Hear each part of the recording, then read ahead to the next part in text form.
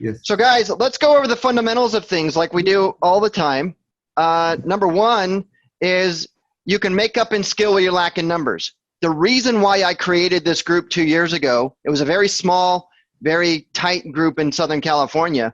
But the reason why I created it is because there's a lot of coaching, there's a lot of training in our industry, but there's, until now, that I don't know of any other group, most definitely a North American group, that there's a place to practice. There's a very organized way to practice. You know, yes, you can have friends in the office and you guys can tie up with things, but the key to getting better at anything is through practice. So you can make up in skill what you lack in numbers, and the way you get better is you by practice. Number two, the person who asks the questions control the conversation. So as you practice, you've got to get out of the habit. The natural habit is to tell, right? And telling is not selling. Number three, you cannot change a person's perception or belief, only they can. And the only way that you're going to get somebody to change their point of view or their belief system is by asking them questions which makes them think about it, makes them think about the answer, and you can kind of guide them down the path. Number four, again, you do not have a lead until you know their why. Why are they moving? And when? When are they moving? Why is their motivation? When is the severity or the temperature of their motivation? Until you have those two pieces of information, you only have a prospect. And number four, when in doubt, whenever you get an objection that you don't have a quick response to, or you just want to kind of just draw out the drama, reframe their question, reframe their objection as a question back to them. And those are some of the things that we're going to cover. So I went in to the people that have signed up for role playing for next week. Now, only about this time now, it's signups for those of you that are members. Signups close at Friday at 7 p.m. 90% of people, well, maybe 75% of people will sign up tomorrow. But the people who did sign up for next week, I pulled the objections out of there, and those are the ones that we're going to go over. Now, here's one that a lot of people get in a lot of different markets. The other agent said they'd do it for 4%. Now, for those of you that have listed property, is there anyone that's never gotten this objection or some level of it? I didn't think so. So here's the thing when it comes to this objection, and I like to explain this. I don't like just throwing out rebuttals for you guys. You got to know the fundamentals of how to respond to these so that you're confident and you have clarity. Because when you have confidence and clarity, 90% of the time, that's good enough. The reason why agents, where people lack in value, where a salesperson lacks in value, where a company lacks in value, they make up for in reducing the price. Now, I do a training that I call the value equation, and it gives you an illustration on how people determine value. And the example that I give is, say like you go out and you buy something for $1,000. That's what you pay, right? And for that $1,000, you get $1,000 in return, right? So it's $1,000 of pay for $1,000 of service or merchandise or something, right? So 1,000 for 1,000, that's neutral, right? Now let's say that you go to somebody else and let's talk real estate, for example. Let's say that you have a $10,000 commission, and for that $10,000, you get $10,000 of services returned. And a seller's looking at you 10 and 10 neutral. But now another real estate agent comes in, and they'll give the same $10,000 in value, but they're going to do it for $4,000. The exact thing right here, right? Now, in the eyes of the seller, that the value is the same. So actually the value is more for the person who's charging less for the same amount. So the key here is you have to strengthen your value proposition so that for the money that you, right now the consumer's looking at you as every other real estate agent. You have a lockbox, you have a license, you can write a contract, you can show houses, you have the MLS. Everybody can get their home on 300 plus websites, right, with the push of a button. It's nothing new. It's making you the same as the other person. So where somebody lacks in value in order for them to increase their value is by lowering their price. So number one, in order to combat this objection, الحمد is that you've لله. got to increase your value. أزعجك بحاجة Hold on, profit guys. I'm going to go ahead and mute everyone. If you guys want to talk, range. then what I'm going to ask you guys to do is hold down your space bar. It's the same complex. Hold down your space bar. That's the shortcut to unmute. Or just unmute yourself, and I'm happy to talk. So you have to increase your value, right? Because right now, if you're going to just be the average real estate agent with the average broker offering the average services, you're going to get beat out on price. You have to recognize the fact that you're going to get beat on price. Some people just focus on price. Yep, that's why Walmart's so big, right? But Whole Foods does really, really good too. So the way that I would recommend you guys to respond to this rebuttal, number one, you got to go in hot and heavy and strong with your value proposition. You know, if the average, 3D tours, video marketing, Facebook campaign, maybe staging, I don't know. That's something for you to decide to increase your value. That's your brand. But you need to go in strong with your value proposition. And then when they say this, the other agent said that they'd do it for 4%. Now remember the fundamental rules of objection handling. Sometimes you just want to rephrase or repeat what they said in the frame of the question. Another agent said they'd do it for 4%. And then pause, right? The next person who talks loses. When you put in a deliberate pause, a strategic pause is what I call it, it draws in drama. And if you're not talking and you're only looking at the other person, in their subconscious, what their mind's doing, and this has happened to all of us, you start thinking to yourself, is it my turn to talk? I think it's my turn to talk. Yeah, I think it's my turn to talk. And then they're going to start offering more about the 4%. Yeah, I met with so-and-so. I met with a few people. They said that they would do it for 4%. And, if they're willing to do it for 4%, what are you willing to do? I'm like, that's really a great question. Remember, guys, whenever in negotiations, it's all about being fair. So Mr. and Mrs. Seller, I want you to know that I want to do what's right and what's fair for all parties. Because now subconsciously, they're thinking, when you say that you want to be fair, subconsciously, they're doubting themselves as, am I being fair or am I being unfair? Am I being realistic or am I being unrealistic, right? So you want them to start having that internal dialogue with them.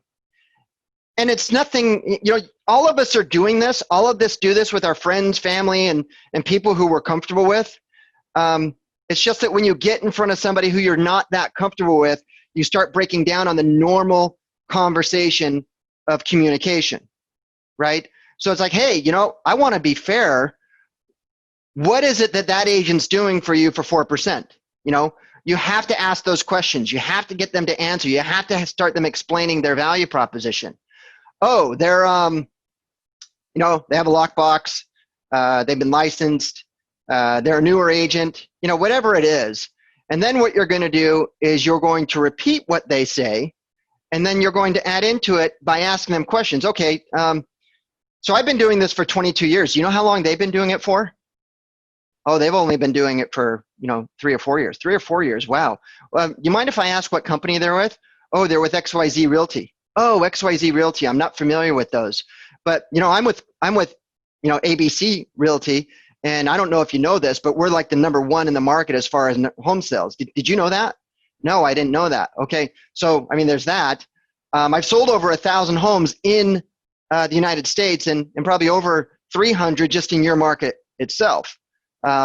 You know how many homes they've sold in your market, right? So you're asking them questions about the other person's value proposition while you're presenting yours, okay? Once you're done with that, now what you're going to do is say, Mr. and Mrs. Seller, I get that you want to sell your home for the most money. I do. Now you did what's called a level shift. They were focused on 4%, but now what you did is you turned it into, you want to sell your home for most money or top dollars. You could also do what's called a deflection.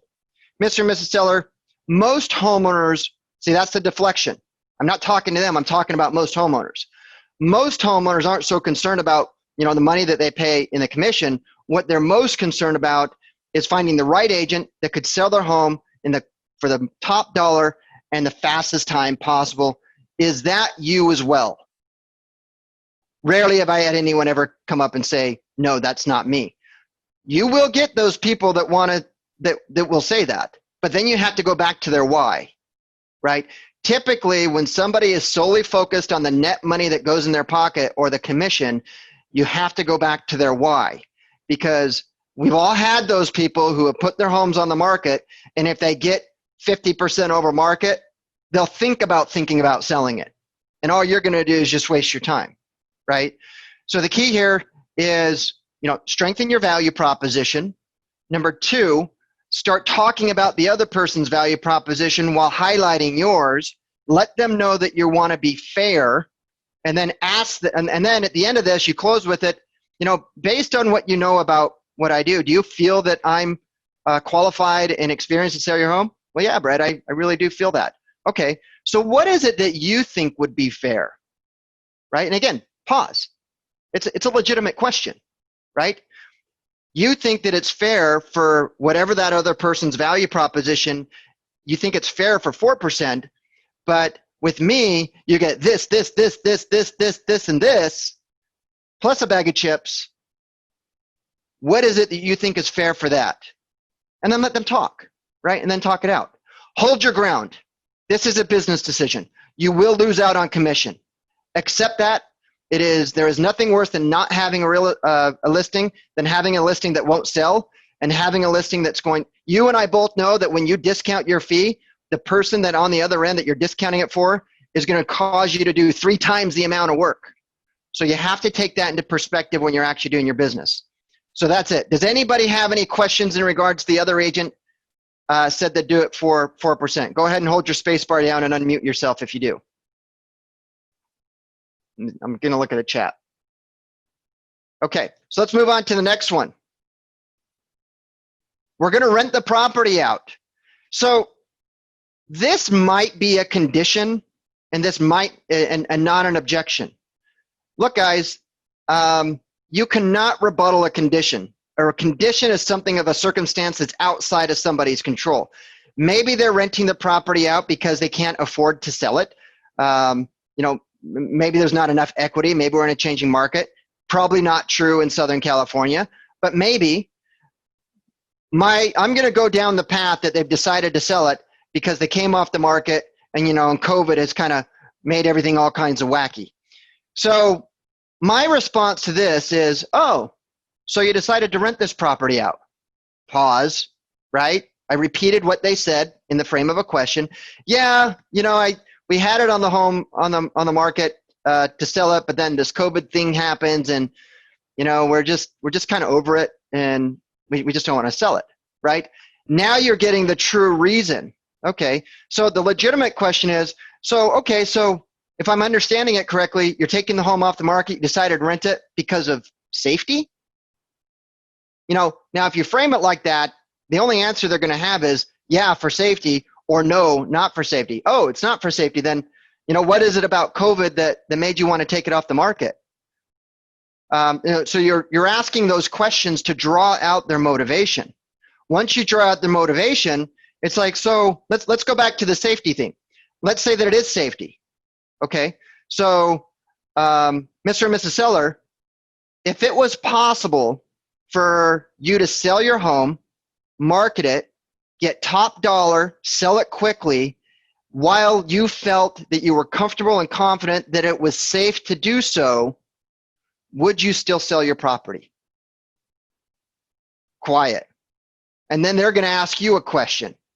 Actually, they're either going to say no, which means that it's probably more of a condition, or they're going to say, well, that you're going to start seeing their wheels move.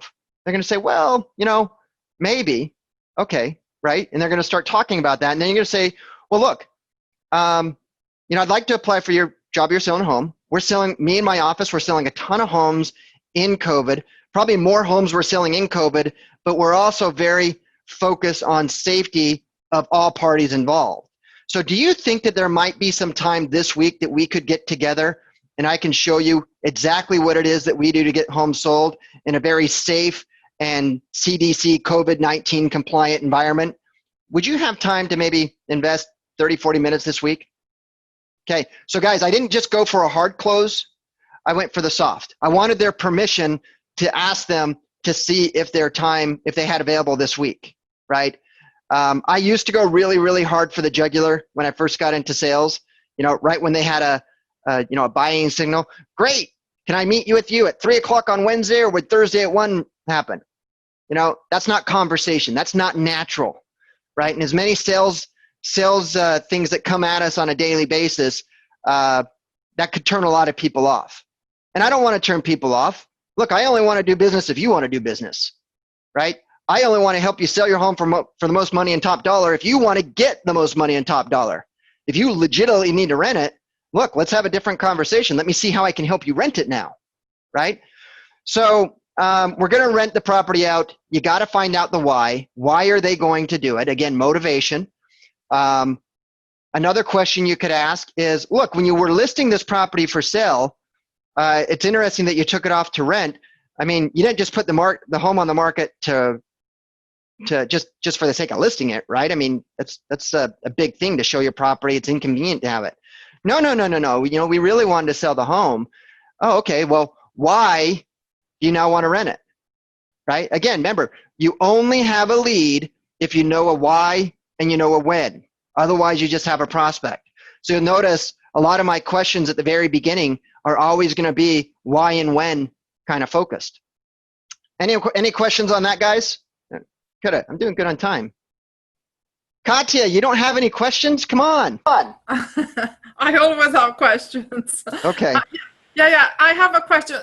This is really good. But let's say that this hypothesis, I have somebody that is really unrealistic about the price. Okay. Everything you have is good. Let's pretend that is my client. He's just rented it and he really wanted to sell it and he's unrealistic about the price. How do I get it? Okay. So again, you have to come back to the why. Why are they selling it? Right? Yeah. People who are unrealistic about price are typically people who aren't that motivated to sell. Right? Correct. So in that frame, I would say, Katya, I understand that you want to sell it for X amount of dollars, and you know what? If the market could carry that, I most definitely would want to get that for you. But for most homeowners, the goal is to get the most money of their house in the quickest time possible. Is that your case as well? Yes. Okay, terrific. And I told you that I have a really high price because now that is what I want to get, and that's what we've been discussing. Sure, and that's what you want to get, and I would love to get that for you. But do you think that a buyer in this market is going to buy a property for you at the price that you just want, just for the sake because you want it? Or do you think that they're going to base their decision off of what's happening on in the market and what's best for them and their family? What do you think? I probably think your second answer is the right answer. They're looking, you want the most money, they want the least money. Yes. Right? Or they at least don't want to overpay. Would you agree with that? Correct. Okay. So do you think it would be in our best, would it be best for the situation and the best for selling your house to list the price that would cause it to languish on the market?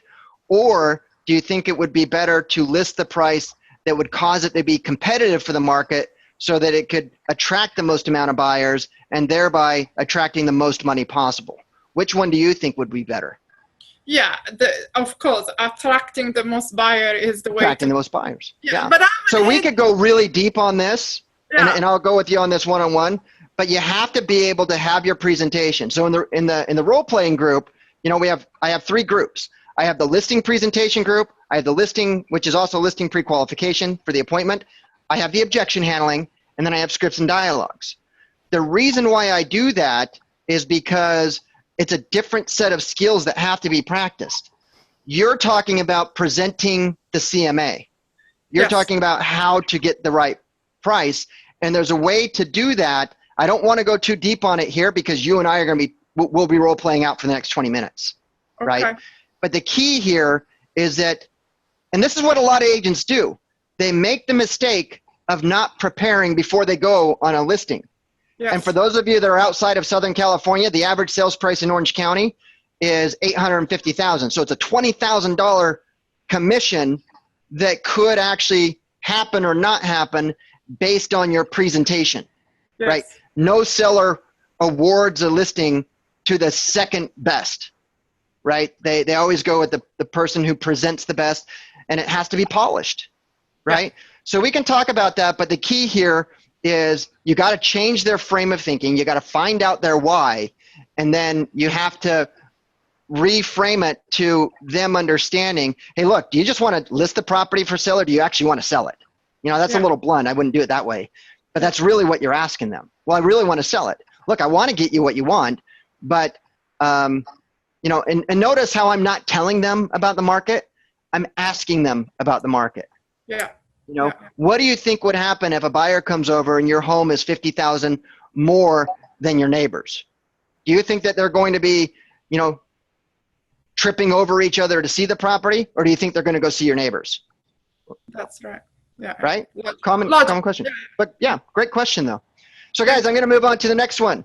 What time are we at? 8:53. So I got time for one more. Let's see. I don't want to sell my house since we can't find a replacement house. This is a good one. I'm going to have to end with this one. I don't want to sell my house now since we can't find a replacement house. Guys, in most parts of America, except maybe Toronto, because I was just told that, you know, the home prices thing. But in most parts of North America, people's homes are worth more now than it ever has been in the history of forever, right? If you look back, and I can only look back on a chart 10 years, but indeed, it is the most it has sold in the history of forever.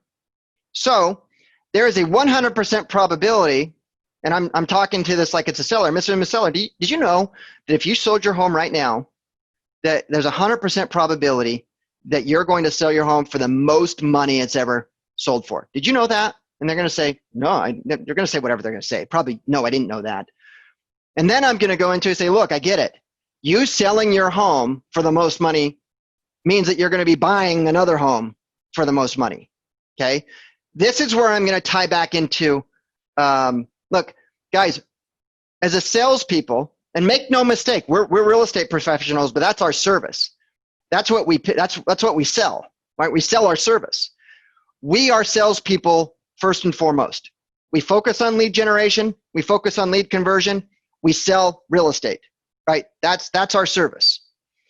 The bigger the problem you solve, the more money you're going to make. When somebody is saying that they don't want to sell a house now because they can't find a replacement one, that's a big problem. We need to come up with a solution that might work for them. They don't sell homes every single day. Therefore, they don't know what they don't know. They don't know different angles of what could happen. Okay, so let me ask you something. If you could sell your home now and for top dollar, and you could buy something that is, you know, in your perception, a good deal, would you do it? Well, yeah, I would do it. Okay. Again, I would go deeper into the why, but one thing that you could do, as typically who people, you know, you got to find out if they think that, what camp are they in, right? 50% of the really smart people are saying that when COVID ends and next year that the economy is going to be all sunshine and rainbows. The other smart 50% think that it's going to be the opposite of that. So you got to find out what camp they're in, right? Because the key here is, how about you sell now, and how about you rent for a year or two? You know, let's see what happens with prices. Chances are, my opinion, Brett's personal opinion, is that given where rates are, given where wages are, given where income's at, given all kinds of things, I don't think they're going to go much higher from where they're at, right? So how about you rent now, or could you sell now, get the most money, take advantage of this frenzy? Could you rent for a year or two, let prices adjust, let's see where they go, and then re-enter the market? Maybe you can buy the same house that you could buy now, you know, 10, 15, 20, 30% less. Depends on what camp you're in, right? So it kind of goes into that conversation. One thing I want to point out, guys, is that, again, These are the conversations that you would have with people when you're comfortable with them, when you have a relationship with them, when they know you, like you, trust you, right? When you're having a beer, if you drink beer, having a beer with somebody, right? Well, I think I'm going to sell my house. I'm not going to sell my house. I'm just because I can't find the replacement. Really? Well, why did you want to sell the home anyways? Well, I wanted to sell it because of this, that, and the other. Oh, so is it possible that if you sold the home, could you rent and then maybe buy, whatever percent below market? Maybe. I don't think that there's a risk of having to buy higher then. I mean, the market always change, but I mean, could you do that? Now that changes the conversation. They might say yes. They might have not have thought about that. Well, I don't want to go through the hassle. Look, I totally get that you don't want to do the hassle, but do you want to take a 50-50 gamble that when you do want to sell your home, that you're going to start chasing the market down? Well, what do you mean, right?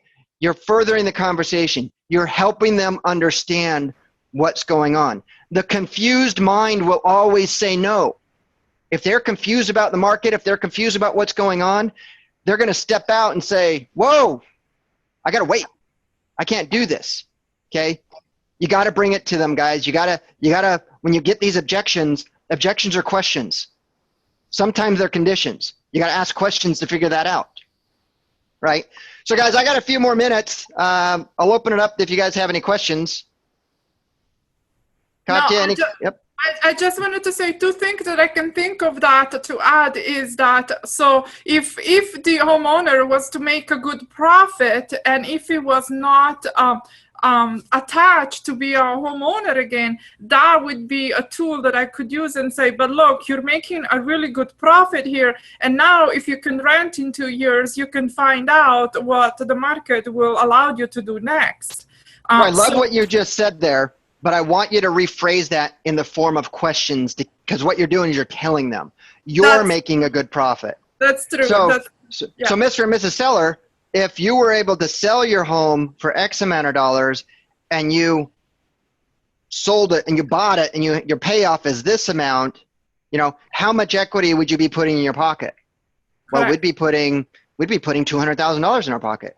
So you'd be putting $200,000 in your pocket. Is that a lot of money to you guys? Yeah, that's a lot of money to us. Okay, so what would happen if you didn't sell this home because of an inconvenience and you took a gamble, 50-50 gamble, and now that $200,000 now in a year or two or however long turns into $100,000, $75,000, $50,000. Would you actually look at yourself at that time saying that you wish that you would have sold it a year ago? Well, yeah, you think that could happen? Look, there are smarter people than me on both sides of this conversation. So that's why I say that there's a 50-50 gamble. So I understand that there's going to be some inconvenience in moving, but do you think that inconvenience is worth more than $200,000? Well, since you put it that way, yeah, right? If they say that no, it's not worth $200,000, that's a condition. Look, for me, I'd move and rent for a year or two to put an extra 200 grand, especially now when there's a 50-50 gamble that I might make the same amount of money or I might start chasing the market down. Guys, you have to know that during the Great Recession, home prices got split in half in a lot of areas by 50%. So some people think that will never happen again. I'm that guy that thinks that anything is possible, right? And I'm not trying to make the decision for the seller. I'm just simply offering them different scenarios that it could happen. Are you willing to take a 50-50 gamble on 200 grand that might happen when you have a 100% probability now to sell it and cash out now? Good job. Thank you. Well, right? Yeah. Okay, guys. So I got 9 o'clock. Thank you. Go get on your role playing. We'll be back here next Tuesday and Thursday. Write your questions down and have an amazing day. Take care. Thank you.